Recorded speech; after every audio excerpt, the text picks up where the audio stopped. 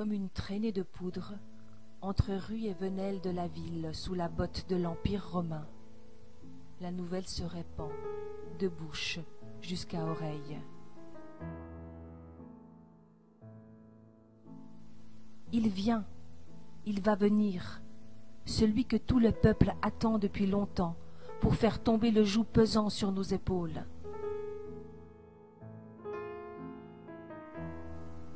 Déjà, les plus ardents ont étendu par terre leurs manteaux colorés pour en faire un tapis, tandis que d'autres encore coupent aux arbres alentour des brassées de rameaux tout gorgés de printemps.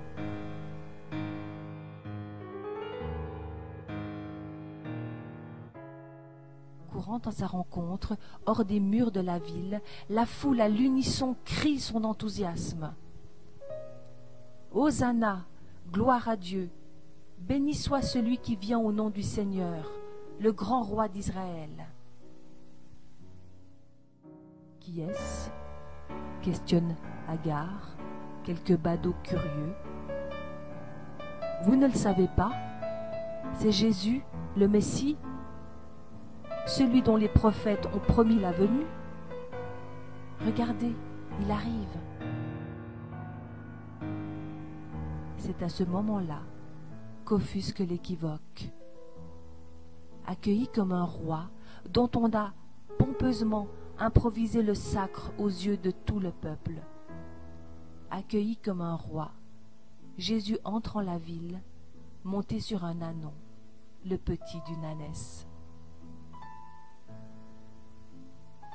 Ainsi c'était donc ça, ce grand libérateur tant et tant espéré?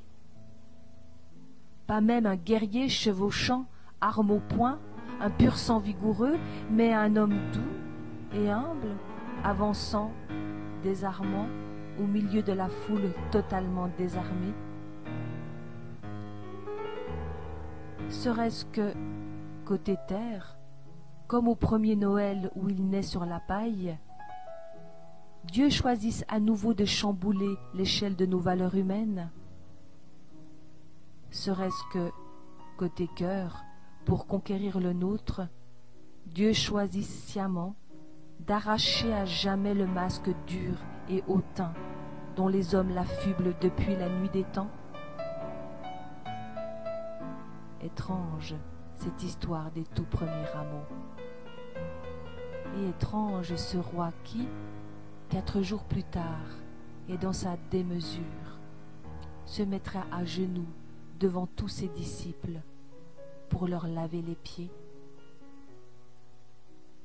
Et si ces paradoxes devaient, à notre tour, bousculer nos raisons, ne nous étonnons pas, car Dieu ne serait pas Dieu s'il était raisonnable.